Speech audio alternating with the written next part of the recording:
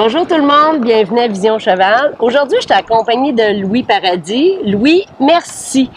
Je tiens à spécifier que là, je me cherchais quelqu'un vraiment qui avait l'expérience d'aller aux États-Unis parce qu'on sait, là, l'automne est arrivé. Il y a de plus en plus de Québécois qui vont aux États-Unis avec les chevaux pour continuer la saison, peu importe, mais qui aiment vraiment partir avec les chevaux. Mais il y a vraiment des choses à faire. Puis, je me cherchais quelqu'un comme toi, qui accepte aussi de répondre à mes questions, mais pour expliquer qu'est-ce que toi tu fais et tout ça. Je tiens juste à spécifier, par exemple, que tu nous partages ton vécu, tu n'es pas nécessairement une référence. Je suis pas un expert. Tu n'es pas un expert. Si vous voulez avoir des questions, ben on va vous dire qui appeler et tout ça en conséquence. Mais toi, tu as bien voulu, merci d'avoir accepté de me partager ton expérience puis de nous parler de ça. Ça fait je te laisse aller. Bon, ben merci. Moi, ça fait peut-être 10 ans, mettons, que je vais aux États-Unis à l'automne.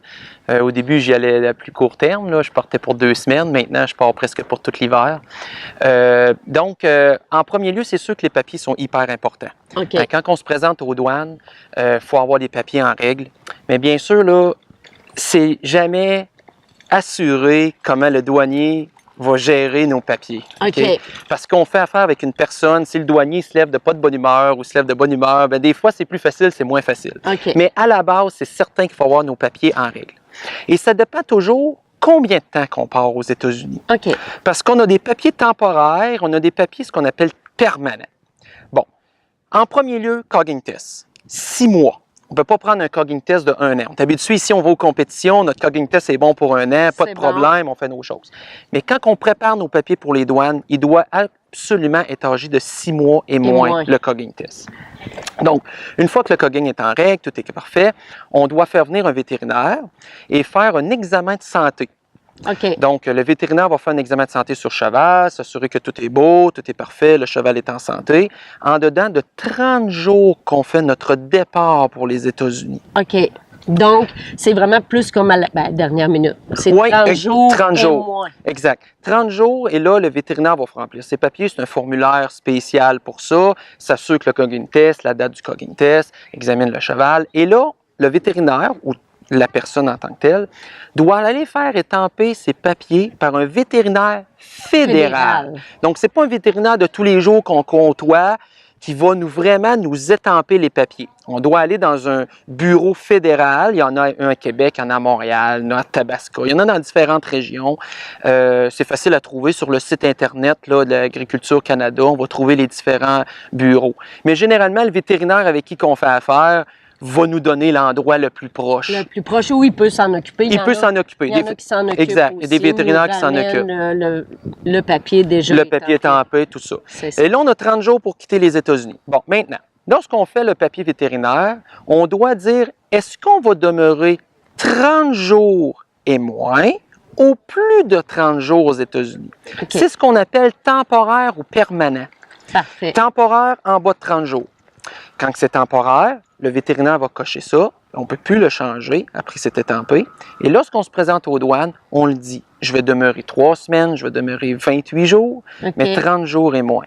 Et là, on peut rentrer aux États-Unis sans voir de vétérinaire. OK. Mais on doit absolument revenir en dedans de 30 jours. OK.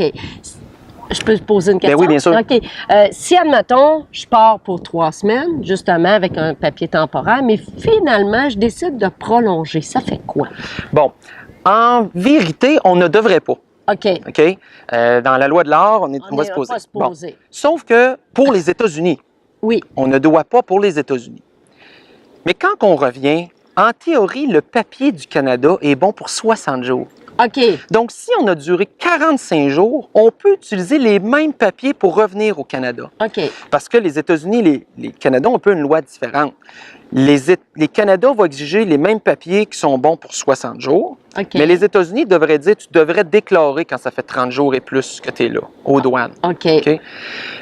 Bon, là, encore une fois, ça dépend des douaniers, ça dépend des choses, ça dépend. Mais moi, je dis vraiment qu'est-ce qui devrait être fait. Qui devrait être fait, c'est ça qui est important aussi. Si on est au-delà du 60 jours, il est arrivé quelque chose, on n'est pas revenu, on doit refaire des papiers aux États-Unis. Aux États-Unis. Des papiers de santé. Et c'est un peu le même principe qu'au Canada. Un vétérinaire permanent, temporaire, étampé au vétérinaire fédéral aux États-Unis qu'on appelle le USDA. Et là, on peut revenir au Canada. On ne pourra pas utiliser les mêmes papiers. OK, parfait. Bon. Mais ça, en théorie, on n'est pas supposé de faire ça. Si on prévoit aller plus que 30 jours, on devrait avoir des papiers permanents. Mais je veux dire, tu sais, mettons que tu arrives, tu as soit un bris ou ton peu importe, là, ton cheval s'est blessé, tu peux pas revenir. C'est ça. Bon. Mais... Donc, dans les faits, on devrait refaire des papiers si on est déjà là de 60 jours pour revenir au Canada. Bien, le Canada va accepter en 60 jours. OK, excellent. Bon. Parfait. Permanent maintenant. Permanent, c'est si on part pour l'hiver. On est sûr qu'on part pour l'hiver. On fait ça pour 30 jours et plus. On coche le permanent, on dit au vétérinaire. Mais là, on doit prendre un rendez-vous avec le vétérinaire. OK. À la douane. À la douane. On peut se présenter sans rendez-vous, mais je vous conseille de prendre un rendez-vous. Okay. Là, ils sont contents, sont plus heureux, sont plus de bonne humeur. Quand tu arrives à la bonne franquette, là, c'est pas pareil. Ouais, puis on veut ils ont d'autres choses de séduire. Oui, exact. Ça peut être... Et on veut mettre ça les chances de notre bord quand on passe aux douanes. On s'entend, on a toujours un stress pour tout le monde quand on passe aux douanes. Là. Donc, on prend un rendez-vous, on appelle à la douane, qu'on croit croiser exactement, et on prend rendez-vous avec le vétérinaire qui est là, et à la date, à l'heure qu'on passe, qu'on prévoit passer, et c'est hyper facile. Bon.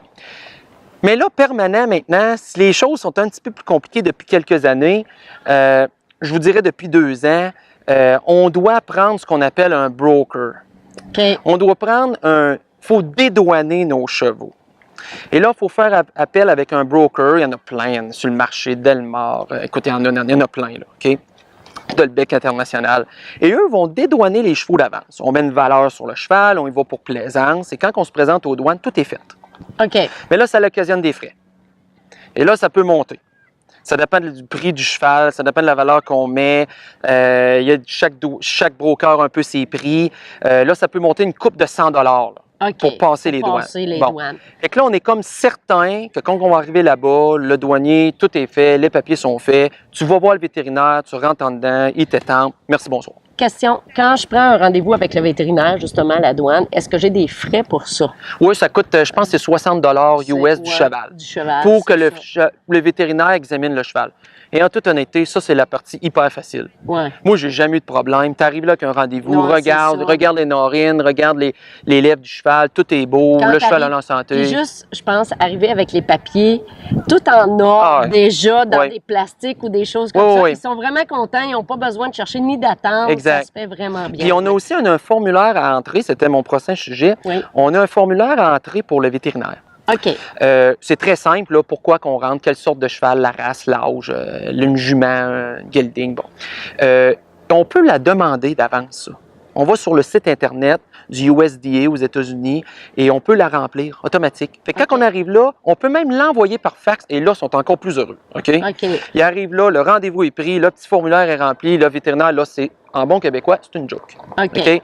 C'est plus au douanier après ça qu'il faut aller voir le douanier une fois que le vétérinaire est passé, avec notre petit papier de vétérinaire, dire qu'il a passé, tout est beau. Et là qu'on arrive avec nos papiers de dédouanement du broker, que quand tout est en règle, hyper facile. OK. Mais c'est cette partie-là qui est un petit peu plus ardue lorsqu'on part plus que 30 jours. Ouais. Donc, il faut vraiment... Il y a une préparation. Il y a une préparation à faire aussi. Vous pensez passer le 1er décembre, faites pas ça le 20 novembre. Oui, c'est ça. Ça peut pas fonctionner. Prévoyez-vous d'avance. Parce que même notre vétérinaire, il faut qu'il vienne, puis il faut qu'il envoie les papiers. Ça prend quelques jours aussi. Exact. Fait qu'il faut vraiment s'organiser d'avance. Pensez-y d'avance. OK. Quand on passe temporaire, par exemple, c'est hyper facile. OK. Une autre question. Je peux y aller? Oui.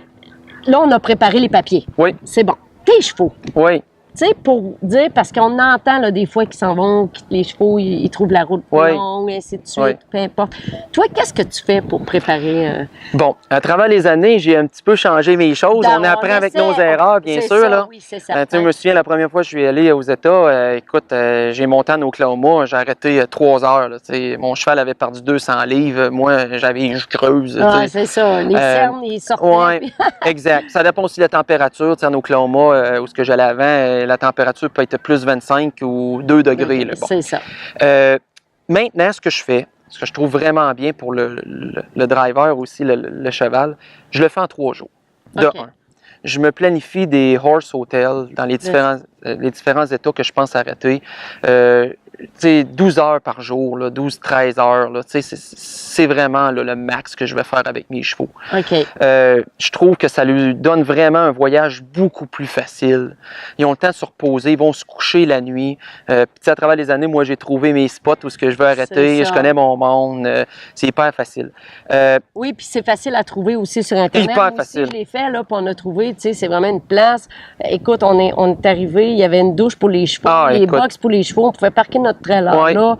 Ça en a fait comme 25$ pour la nuit. Exact. La rib fournie avec, pour le cheval. C'est comme un hôtel, on ne fait pas notre lit le matin. Non, là. On part, on ne fait pas le box, c'est super. Puis il y en a qui sont vraiment proches de l'autoroute. Horsemotel.com, je pense, là, sur Internet, c'est super facile à trouver. Mais ça, c'est le voyage en tant que tel. Ma préparation avant? Moi, là, je ne donne pas un long break à mon cheval avant. Okay. Je les garde en forme. Je me suis rendu compte que lui donner un 2-3 semaines, OK, 2-3 semaines, là, je fais presque rien. Parce que je vais donner, ouais, c'est pire. Okay. On veut un cheval qui soit en forme, qui soit prêt à aller aux courses. Sauf, je vais lui donner quelque chose pour avoir un petit peu d'extra poids. OK. Surtout, moi, je vais surtout avec des jeunes chevaux. Je vais avec des futurités puis des juvéniles là, à 3 ans. Puis ils n'ont pas fait des longues rides comme ça. C'est pas des chevaux d'expérience de rodéo qui ont fait beaucoup de remorques à travers les années. Donc, des fois, ils gèrent un peu moins bien. Donc, je les tiens en shape, mais je leur donne quelque chose pour avoir un extra poids. Pas surpoids, là. Non. Mais je sens, là, tu sais, là, que le cheval, il a un petit peu de surplus de poids. C'est juste parfait. Fait que souvent, ils vont arriver là-bas, ils vont avoir perdu une coupe de livres, mais ils sont en forme, ils sont prêts à aller aux courses. L'électrolyte aussi. Hein? Ah oui, électrolyte. Un jog, il y en a qui donnent des jogs, soit des vitamines buccales, là, que moi j'aime beaucoup. Il y en a qui vont aller un jog intraveineux. Mais l'électrolyte, ce qui est important, c'est que souvent dans le transport, il faut qu'on lui donne de l'eau. Si on donne de l'électrolyte puis que vous ne lui fournissez pas de l'eau dans le transport, c'est pire. C'est ça. Donc, on arrête de mettre du gaz, on donne une chaudière d'eau. C'est ça. Il y en a qui le donnent dans le transport, tout le temps continu, mais l'eau, elle se gaspille. Des fois, tu ne vois pas trop comment ton cheval boit parce qu'il s'est gaspillé dans le transport. Fait que moi, j'aime mieux, des fois, 2-3 heures, 3 heures, on arrête de mettre du gaz, on sait comment que le cheval il boit, mais hyper important de donner de l'eau si on donne des électrolytes. Parfait. Super important. Hey, fait que c'est un peu ça. Vraiment intéressant sur. Hey, là, il me semble j'aurais plein de questions. Mais chacun, c'est ça. Mais chacun a un peu sa façon de faire. Le vétérinaire, c'est l'expert pour le cheval. Puis en plus, si c'est votre vétérinaire, il connaît le cheval, il va pouvoir vous conseiller un peu plus. Davantage, selon son alimentation, ses habitudes. Ça dépend de ce qu'on va aux États-Unis aussi. Est-ce qu'on va en Floride? Est-ce qu'on va juste en Ohio? Est-ce qu'on se dirige en Arizona, qui est 50 heures de route? La stratégie peut être un peu différente. Elle peut être différente. Hey, merci. Vraiment intéressant. Ça fait plaisir. Donc, si vous voulez avoir plus d'informations, vous voulez partir, appelez votre vétérinaire ou allez directement sur Internet pour les motels, pour les douanes, ainsi de suite. Vous allez pouvoir retrouver tous les papiers là. Hey, merci, Louis. Ça fait plaisir. Fait qu'on se revoit pour une autre capsule.